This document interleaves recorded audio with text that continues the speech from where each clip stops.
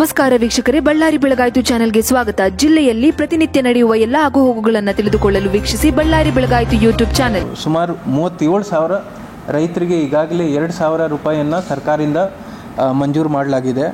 ನಾವು ಇಲ್ಲಿವರೆಗೆ 29,626 hectare rainfed area ಮತ್ತು ನಾನು ಇನ್ಫಾರ್ಮೇಷನ್ ಕೊಟ್ಬಿಡ್ತೀನಿ. 29,636 ಹೆಕ್ಟೇರ್ ಮಳೆ ಆಶ್ರಿತ ಪ್ರದೇಶ ಹಾಗೂ 11,254 ಹೆಕ್ಟೇರ್ ಇರಿಗೇಟೆಡ್ ಅಂದರೆ ಇರಿಗೇಟೆಡ್ ಏರಿಯಾನ ಈಗಾಗಲೇ ನಾವು ಕವರ್ ಮಾಡಿದ್ದೀವಿ. ಸುಮಾರು 36,944 ರೈತರಿಗೆ ಈಗಾಗಲೇ 2,000 ಪರಿಹಾರವನ್ನು ಅವರ ಅಕೌಂಟ್ಗೆ ತಲುಪಿದೆ. ಈಗಾಗಲೇ ನಮ್ಮ ಸರ್ಕಾರದಿಂದ ನಿರ್ದೇಶ ಏನಂದರೆ, ಯಾರಾದರೂ ರೈತರು ಇದನ್ನು ನಂದು ಒಂದು ಉದ್ದೇಶ ಏನಿತ್ತು ಅಂದರೆ, ತಮ್ಮೆಲ್ಲರ ಮುಖಾಂತರ ನಮ್ಮ ಜಿಲ್ಲೆಯಲ್ಲಿ ಇರ್ತಕ್ಕಂಥ ರೈತರು ಒಂದು ವೇಳೆ ಈಗಾಗಲೇ ತಮ್ಮೆಲ್ಲರಿಗೂ ಗೊತ್ತಿದ್ದಾಗೆ ನಾವು ಇಲ್ಲಿವರೆಗೆ ಎಷ್ಟು ರೈತರಿಗೆ ಪರಿಹಾರವನ್ನು ಕೊಟ್ಟಿದ್ದೀವಿ ಅದರದ್ದು ಮಾಹಿತಿಯನ್ನು ಗ್ರಾಮ ಛಾವಣಿಯಲ್ಲಿ ಮತ್ತು ಗ್ರಾಮ ಪಂಚಾಯಿತಿ ನಾಡ ಕಚೇರಿ ಹಾಗೂ ತಾಲೂಕು ಕಚೇರಿಯಲ್ಲಿ ಮತ್ತು ವೆಬ್ಸೈಟಲ್ಲಿ ನಾವು ಈಗಾಗಲೇ ಈ ಇನ್ಫಾರ್ಮೇಷನನ್ನು ಪಬ್ಲಿಷ್ ಮಾಡಿದ್ದೀವಿ.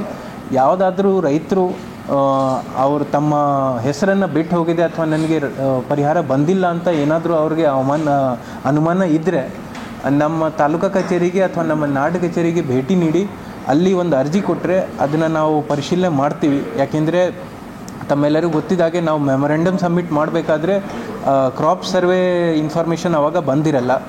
ಒಂದು ಸಿ ಥ್ರೂ ಸರ್ವೆ ಮುಖಾಂತರ ನಮ್ಮ ಜಿಲ್ಲೆಯಲ್ಲಿ ಎಷ್ಟು ಕಡೆ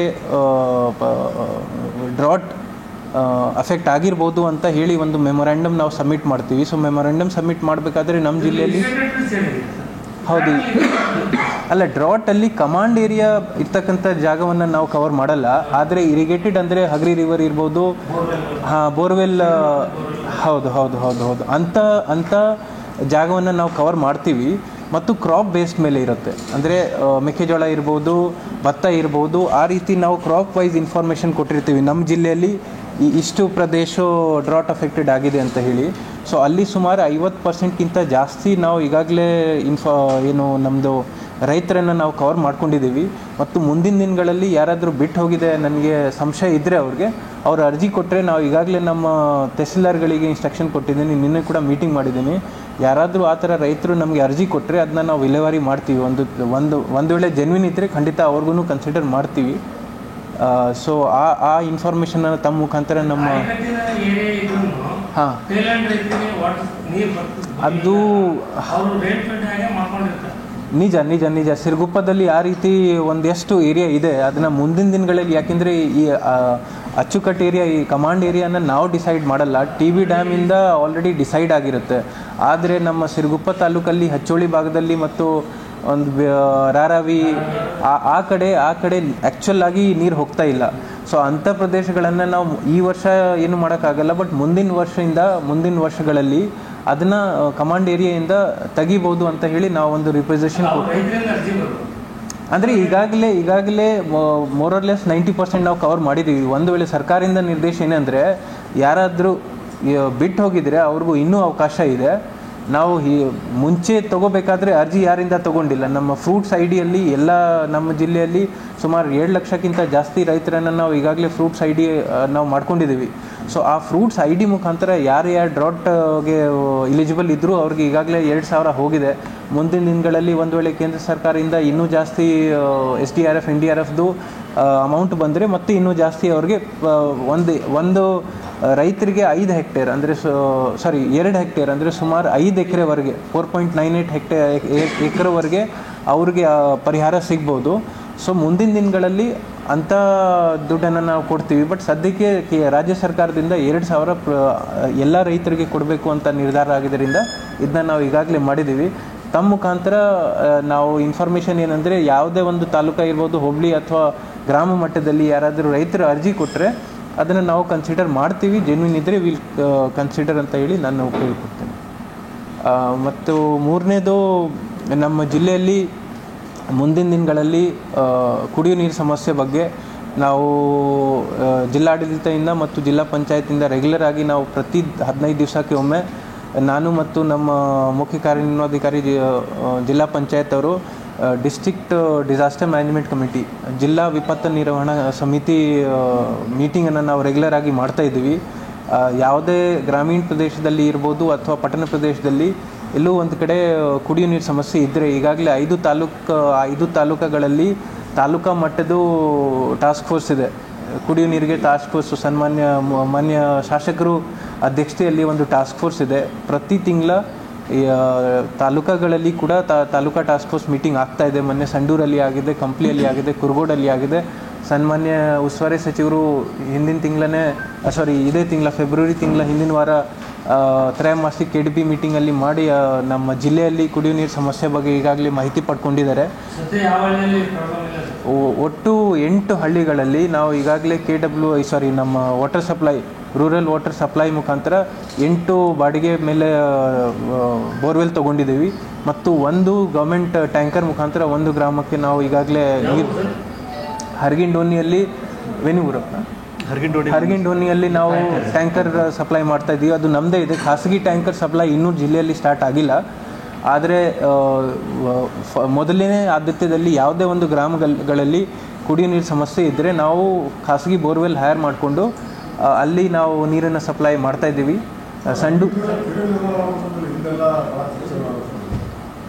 ಹರಗಿಂಡೋನಿಯಲ್ಲಿ ಈಗಾಗಲೇ ಒಂದು ಕ್ಯಾಪಿಟಲ್ ವರ್ಕ್ಸ್ ನಡೀತಾ ಇದೆ. ನಮ್ಮ ಉಸ್ತುವಾರಿ ಸಚಿವರು ಹಿಂದೆ ಇನ್ಸ್ಟ್ರಕ್ಷನ್ ಕೊಟ್ಟಿದ್ದನಂತೆ 20 ಲಕ್ಷದ ಒಂದು ಪೈಪ್ಲೈನ್ ಕಾಮಗಾರಿ ನಡೀತಾ ಇದೆ. ಆಗಲೇ 3 ಬೋರ್ವೆಲ್ ಕೂಡ ಕೊಡ್ತಿದ್ದಾರೆ. ಸೊ ಹಾಗಾಗಿ ಸದ್ಯಕ್ಕೆ ಏನು ಸಮಸ್ಯೆ ಇಲ್ಲ. ನಮ್ಮ ಜಿಲ್ಲೆಯಲ್ಲಿ ಮುಂದಿನ ದಿನಗಳಲ್ಲಿ ಸಮಸ್ಯೆ ಆಗ್ಬೋದು. ತಮ್ಮೆಲ್ಲರಿಗೂ ಗೊತ್ತಿದ್ದಾಗೆ ಅದಕ್ಕಾಗಿ ನಾವು ಏನು ಮಾಡ್ತೀವಿ, ನಾವು ಪ್ರತಿ 15 ದಿವಸಕ್ಕೆ ಮೀಟಿಂಗ್ ಮಾಡಬೇಕಾದ್ರೆ ತಾಲೂಕಾ ತಹಸೀಲ್ದಾರ್ಗಳು, EOಗಳು ಮತ್ತು AW ವಾಟರ್ ಸಪ್ಲೈ ಕುಡಿಯೋ ನೀರು ಇಲಾಖೆದವ್ರಿಗೆ ಸೇರಿ ಯಾವುದೋ ಒಂದು ಗ್ರಾಮದಲ್ಲಿ ನಮ್ಮ ಕಂದಾಯ ಇಲಾಖೆ ಅಧಿಕಾರಿ ಸಿಬ್ಬಂದಿಗಳು ಮತ್ತು ಗ್ರಾಮ ಪಂಚಾಯತಿ PDOಗಳು, bill collector, water supply, water man ಎಲ್ಲ ಸೇರಿ ಯಾವುದೇ ಒಂದು ಗ್ರಾಮದಲ್ಲಿ ಕುಡಿಯೋ ನೀರು ಸಮಸ್ಯೆ ಬಂತು ಅಂದರೆ ನಮಗೆ ಫಸ್ಟ್ ಮಾಹಿತಿ ಇರಲಿ. ಯಾಕೆಂದರೆ ಮೇಜರ್ ಪ್ರಾಬ್ಲಮ್ ಏನಾಗುತ್ತೆ, 1 ವಾರ 10 ದಿವಸ ಕುಡಿಯೋ ನೀರು ಸಮಸ್ಯೆ ಆದಮೇಲೆ ನಮಗೆ ಮಾಹಿತಿ ಬರುತ್ತೆ. ಹೆಲ್ಪ್ಲೈನ್ ಇದೆ, ಈಗಾಗಲೇ ಜಿಲ್ಲಾಧಿಕಾರಿ ಕಚೇರಿಯಲ್ಲಿ ಹೆಲ್ಪ್ಲೈನ್ ಇದೆ. ನಾನು ನಂಬರ್ ಕೊಡ್ತೀನಿ. ನಾನು ತಮ್ಮ ಮುಖಾಂತರ ಒಂದು ರಿಕ್ವೆಸ್ಟ್ ಏನಂದರೆ, ತಾವೆಲ್ಲರೂ ಫೀಲ್ಡಲ್ಲಿ ಇರ್ತೀರಿ, ತಮಗೆ ಫೀಲ್ಡಿಂದ ಸುಮಾರು ಮಾಹಿತಿ ಬರುತ್ತೆ. ಹಾಗಾಗಿ ನೇರವಾಗಿ ಪ್ರತ್ಯೇಕವಾಗಿ ತಮಗೆ ಯಾವುದೋ ಒಂದು ಗ್ರಾಮಗಳಲ್ಲಿ ಅಥವಾ ಪಟ್ಟಣ ಪ್ರದೇಶದಲ್ಲಿ ಇರ್ತಕ್ಕಂಥ ವಾರ್ಡ್ಗಳಲ್ಲಿ ಕುಡಿಯೋ ನೀರು ಸಮಸ್ಯೆ ಇದೆ ಅಂತ ಮಾಹಿತಿ ಇದ್ದರೆ ದಯವಿಟ್ಟು ನಮಗೂ ಶೇರ್ ಮಾಡಿ. ಅದರ ಬೇಸ್ ಮೇಲೆ ನಾವು ಖಂಡಿತ ಆ್ಯಕ್ಷನ್ ತಗೋತೀವಿ. ನಮ್ಮದು ಉದ್ದೇಶ ಏನಂದರೆ, ಕುಡಿಯೋ ನೀರು ಸಮಸ್ಯೆ ಬಂದೇ ಬರುತ್ತೆ, ಆದರೆ ಅದಕ್ಕೆ ನಾವು ರೆಡಿ ಇರಬೇಕು. ಈಗಾಗಲೇ ಮೇವು ಲಭ್ಯತೆ ಬಗ್ಗೆನೂ ನಾವು ರಿವ್ಯೂ ಮಾಡಿದ್ದೀವಿ. ಮೇವು ಸಪ್ಲೈ ಮಾಡೋದಕ್ಕೆ ಟೆಂಡರ್ನು ಕರೆದು ವೆಂಡರ್ನು ಫೈನಲೈಸ್ ಮಾಡಿದ್ದೀವಿ. ಇಲ್ಲಿವರೆಗೆ ಯಾವುದೇ ತಾಲೂಕಲ್ಲಿ ಮೇವುಗೆ ಸಪ್ರೇಟಾಗಿ ಬೇಡಿಕೆ ಬರಲಿಲ್ಲ. ಸರಾಸರಿ ಎಲ್ಲ ತಾಲೂಕುಗಳಲ್ಲಿ 24 ವಾರ ಮೇವು ಲಭ್ಯತೆ ಇದೆ. ಹಾಗಾಗಿ ಮುಂದಿನ ದಿನಗಳಲ್ಲಿ ಒಂದು ವೇಳೆ ಏನಾದರೂ ಪ್ರಾಬ್ಲಮ್ ಆಯಿತು ಅಂದರೆ ನಾವು ಈಗಾಗಲೇ ಮುಂಜಾಗ್ರತೆ ಕ್ರಮಗಳನ್ನು ತೊಗೊಂಡಿದ್ದೀವಿ. As far as private borewell is concerned, ಹಿಂದೆ ಒಂದು ಸಲ ಟೆಂಡರ್ ಕರೆದಾಯಿತು, ಅದರಲ್ಲಿ ಯಾರೂ ಪಾರ್ಟಿಸಿಪೇಟ್ ಮಾಡಿಲ್ಲ. ಇವತ್ತು ಕೂಡ ಸೆಕೆಂಡ್ ಕಾಲ್ದು ಟೆಕ್ನಿಕಲ್ ಇವ್ಯಾಲ್ಯೂಯೇಷನ್ ನಡೀತಾ ಇದೆ. ಮುಂದಿನ ದಿನಗಳಲ್ಲಿ may be by end of this month only ನಾವು ಟೆಂಡರ್ ಫೈನಲೈಸ್ ಮಾಡಿ ನಾವು ಟ್ಯಾಂಕರ್ ಸಪ್ಲೈ ಮಾಡೋದಕ್ಕೆ ವೆಂಡರ್ಸ್ ಎಲ್ಲ ಫೈನಲೈಸ್ ಮಾಡಿರ್ತೀವಿ. ಮಾರ್ಚ್ ಫಸ್ಟ್ ವೀಕ್ ಅಥವಾ ಅದಾದಮೇಲೆ ಎಲ್ಲೂ ಒಂದು ಕಡೆ ಕುಡಿಯೋ ನೀರು ಸಮಸ್ಯೆ ಬಂತು ಅಂದರೆ ನಾವು ಖಾಸಗಿ ಬೋರ್ವೆಲ್ ಇರ್ಬೋದು ಅಥವಾ ಟ್ಯಾಂಕರ್ ಇರ್ಬೋದು, ಅದರ ಮುಖಾಂತರ ನಾವು ನೀರನ್ನು ಸಪ್ಲೈ ಮಾಡೋದಕ್ಕೆ ಎಲ್ಲ ಮುಂಜಾಗ್ರತೆಗಳನ್ನು ತೊಗೊಂಡಿದ್ದೀವಿ.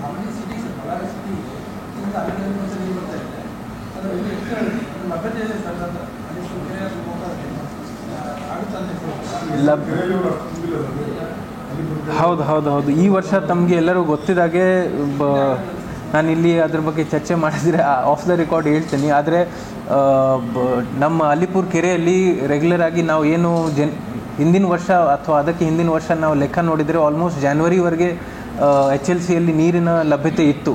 ಹಾಗಾಗಿ ನಮ್ಮ ಕೆರೆಯನ್ನು ತುಂಬಿಸಿ ಮತ್ತು ನೇರವಾಗಿ LLC ಮತ್ತು HLC ಮುಖಾಂತರನೇ ನೀರಿನ ಸಪ್ಲೈ ಆಗ್ತಿತ್ತು ಹಿಂದಿನ ವರ್ಷ.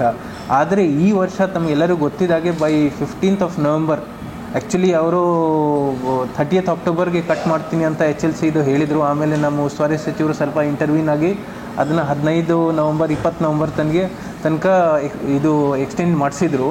ಹಾಗಾಗಿ ನಮ್ಮದು ಕೆರೆಯಲ್ಲಿ ಲಭ್ಯತೆ ಏನಿದೆ, ಜೊತೆಗೆ LLCಯಲ್ಲಿ ಆ್ಯಕ್ಚುಲಿ ಹಿಂದಿನ ವರ್ಷ ಆಲ್ಮೋಸ್ಟ್ ಅಪ್ ಟು ಫೆಬ್ರವರಿ ಎಂಡ್ವರೆಗೆ LLCಯಲ್ಲಿ ನೀರಿನ ಲಭ್ಯ ಇತ್ತು.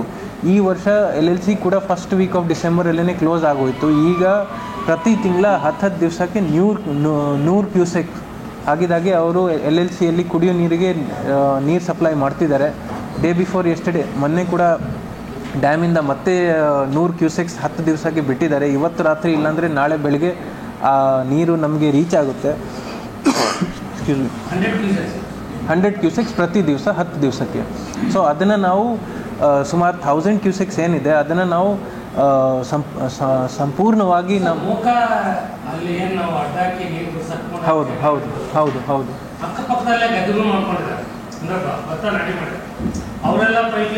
ಇಲ್ಲ, ಅದಕ್ಕೆ ನಾವು ಏನು ಮಾಡ್ಕೊಂಡಿದ್ದೀವಿ, ಯಾವಾಗ ಡ್ಯಾಮಿಂದ ನೀರು ಬಿಟ್ಟಿದ್ರು ಡೇ ಬಿಫೋರ್ ಎಸ್ಟರ್ಡೇ ಆವಾಗಿಂದ ಕಾರ್ಪೊರೇಷನ್ದು ಮತ್ತು ನಮ್ಮ water supply Karnataka urban water supply and sewerage ಬೋರ್ಡ್ದು ಒಂದು ತಂಡ ಮಾಡಿ ಪ್ರತಿ ದಿವಸ ನಾವು ನಮ್ಮ ಟೀಮ್ ಮುಖಾಂತರ ಕಾಲುವೆ ಮೇಲೆ ಓಡಾಡಿಸ್ತಿದ್ದೀವಿ.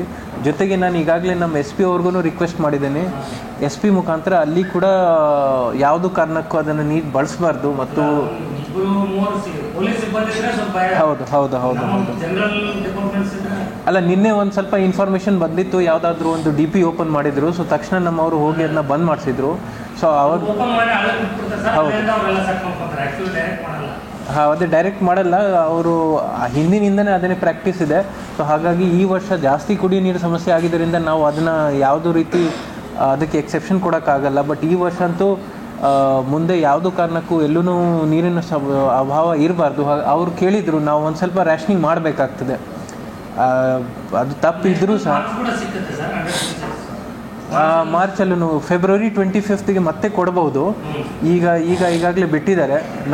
ನಾನು ರೆಗ್ಯುಲರ್ ಆಗಿ ನಮ್ಮ ಮಾನ್ಯ ಉಸ್ತುವಾರಿ ಸಚಿವರು ಮತ್ತು ಶಾಸಕರ ಜೊತೆ ಚರ್ಚೆಯಲ್ಲಿದ್ದೀನಿ. ಸಿರುಗುಪ್ಪದಲ್ಲಿ ಮುಂದಿನ ವಾರ ಒಂದು ಮೀಟಿಂಗ್ ಮಾಡ್ತೀನಿ.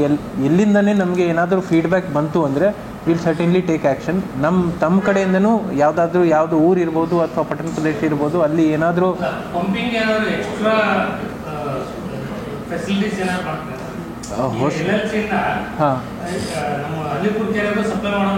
ಇಲ್ಲ ಹಾಗೆ ಮಾಡಲ್ಲ. LLCಯಿಂದ ಲಿಫ್ಟ್ ಮಾಡಿಕೊಂಡು ಪ್ರತಿನಿತ್ಯ ಏನು ಬಳಸ್ತೀವಲ್ಲ ಅದನ್ನು ನಾವು ಯೂಸ್ ಮಾಡ್ತೀವಿ. ಅಲ್ಲಿಂದ ಅಲ್ಲಿಪುರ ಕೆರೆಗೆ ಸ್ಟೋರ್ ಮಾಡೋಕ್ಕಾಗಲ್ಲ ಅಂತ. ಈಗ 10 ದಿವಸ ನಾವು ಅಲ್ಲಿಪುರ ಕೆರೆದು ನೀರು ಸಂಗ್ರಹಣೆ ಮಾಡಿ ಇದನ್ನು ಅದೇ ಪದ್ಧತಿ ಇದೆ, ಹಿಂದೆಯಿಂದನೇ ಅದನ್ನೇ ಪದ್ಧತಿ ಇದೆ. ಒಂದು ಆಲ್ಮೋಸ್ಟ್ 65% ಸಪ್ಲೈ ನೇರವಾಗಿ LLCಯಿಂದ ಮಾಡಿ ಈ ಕೌಲ್ ಬಜಾರ್ ಏರಿಯಾಗೆ ಒಂದು ಸ್ವಲ್ಪ ಅಲ್ಲಿಪುರ ಕೆರೆಯಿಂದ ಬಿಡ್ತೀವಿ.